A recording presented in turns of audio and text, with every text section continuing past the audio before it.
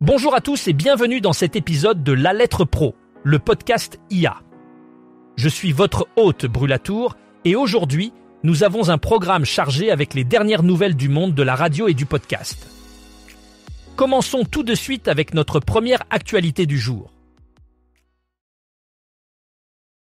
Pour cette nouvelle saison, Demoiselle FM, la radio historique de Charente-Maritime, a décidé de confier la commercialisation de ses espaces publicitaires à Happy Media pour la zone de La Rochelle.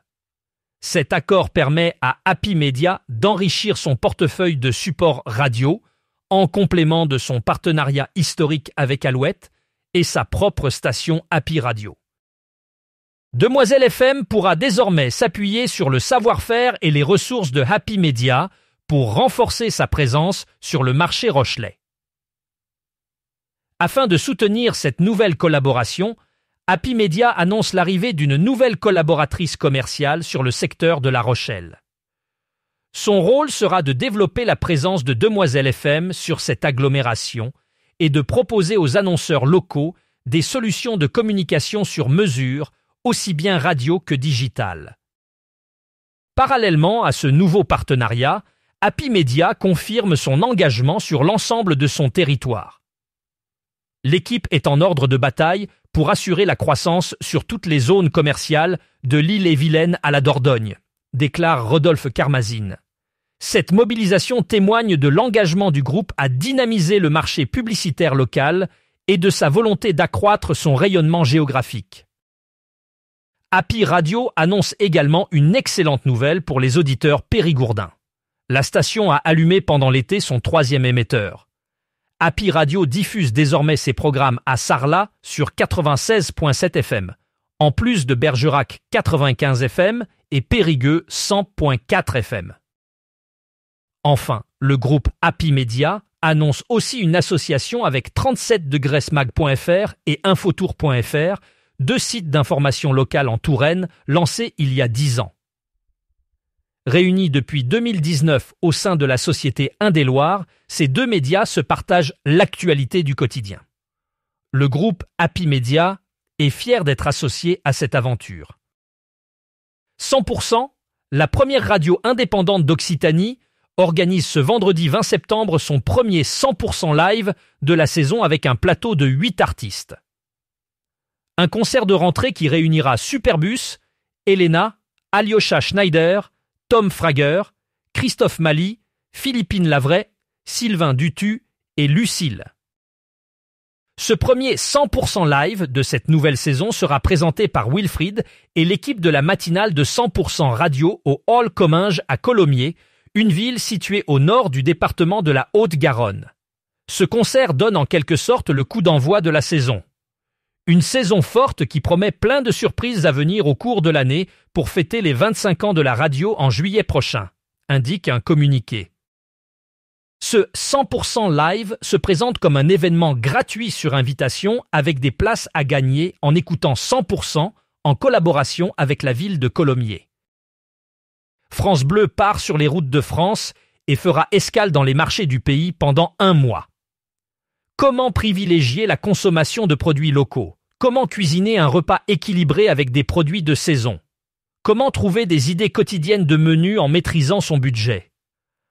Autant de questions auxquelles France Bleu répondra dans ses émissions en direct des places de marché. Chaque jour, un défi est lancé à un chef cuisinier local. Réaliser en direct une entrée, un plat et un dessert pour 4 personnes avec un budget maximum de 30 € et grâce à des produits achetés sur le marché.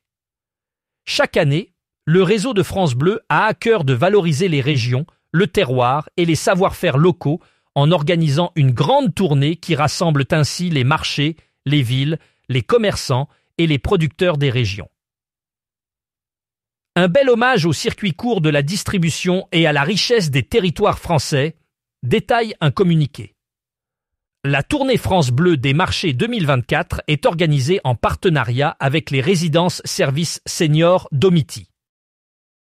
Énergie et le Sismic organisent la 4e édition du Energy Green Live avec Boris Way et Henri PFR ce 22 septembre au CIMIC d'Aix-en-Provence à l'occasion du World Cleanup Day. Pour remporter leur place, les auditeurs doivent participer au World Cleanup Day, rejoindre les points de ramassage près de chez eux et donner de leur temps en ramassant des déchets et en nettoyant leur ville, leurs rues, leurs plages. Grâce à l'union de Energy avec le Sismic et l'ONG World Cleanup Day, le Energy Green Live proposera une fois de plus des performances d'artistes tout en mettant en avant des initiatives écologiques avec les associations présentes et en encourageant les auditeurs de Energy et le public à adopter des comportements plus respectueux de l'environnement. Boris Way et Henri PFR sont deux DJ influents dans le monde de la musique électronique, chacun marquant la scène avec son style, son originalité musicale et sa capacité à engager le public à travers ses performances et collaborations. Ils continuent d'évoluer et de marquer leur empreinte dans l'univers de la musique électronique en se produisant sur les plus grandes scènes comme Ibiza ou Tomorrowland. Le World Cleanup Day est l'occasion de vivre un moment de convivialité et d'échange. C'est le pouvoir d'agir de chacun, de faire plaisir en étant utile, en resserrant les liens. Le volet festif de l'événement, grâce aux concerts dans le cadre de la journée, par recensés organisateurs et bénévoles, notamment à Aix. Tous les territoires sont concernés, il est encore possible d'organiser son événement. À noter, le World Cleanup Day vient d'être reconnu comme journée mondiale officielle par l'Organisation des Nations Unies, a expliqué Virginie Guérin, présidente de l'association World Cleanup Day, France. Que réservent les prochains mois? Pour en débattre, Foot Normand, Tendance Ouest et le Courrier Cauchois proposent un nouveau podcast, le débrief 100% HAC. Dans ce rendez-vous, journalistes, consultants, joueurs et dirigeants analyseront, décrypteront et décortiqueront les performances des Havrais. Pour la première fois depuis 25 ans, le HAS entame une deuxième saison consécutive en Ligue 1. Après avoir validé leur maintien de haute lutte, les Ciels et Marines repartent au combat avec un effectif quasi identique, mais avec un nouveau coach, Didier Digard. Désormais, un mardi sur deux, les auditeurs retrouveront ce nouveau rendez-vous des fans du HAS. Pour le premier épisode, publié hier mardi 17 septembre, après la défaite du HAC contre Toulouse, Célia Karadec de Tendance Ouest, Mathieu Billot de Foot Normand et Luc Gallet du Courrier Cauchois ont débattu avec Jean-Michel Roussier, président du HAC, invité spécial de ce premier numéro. Cette série de podcasts sur le HAC est à retrouver sur podcast.tendanceouest.com et sur toutes les plateformes de streaming. Calculé à partir des diffusions sur plus de 200 radios, l'intérêt et l'originalité de ce nouveau classement, c'est surtout qu'il ne prend pas en compte l'audience des radios. Un programmateur produit une voix, ce qui donne ici un avantage à l'humain sur la machine et les algorithmes. Ce classement est en partenariat avec la lettre pro de la radio. Découvrez la suite du classement Radio Buzz 40, la lettre pro du 14 septembre 2024 et les autres titres sur notre site. Également disponible, la meilleure entrée, la meilleure progression et forcément la plus grosse gamelle de la semaine. Premier numéro de cette saison 2024-2025.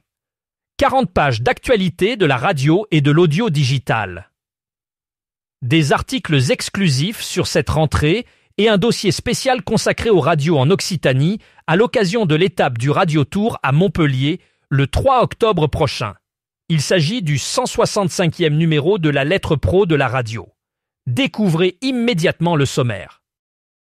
T-Line, The Codec Company, a annoncé que son codec Bridge IT XTRA2 a reçu le prix Best in Show de RedTech lors de l'IBC 2024 à Amsterdam.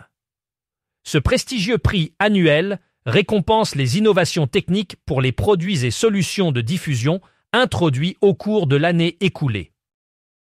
Radio Centre salue le rejet, par le président de la BBC, de la publicité. Le président-directeur général de Radio Centre, Matt Payton, a exprimé son approbation des remarques du président de la BBC, Samir Shah, lors d'une audience du Comité des communications et du numérique de la Chambre des Lords qui a eu lieu le 10 septembre dernier. Shah a déclaré que les abonnements ou la publicité sont incompatibles avec la mission de la BBC en tant que service public.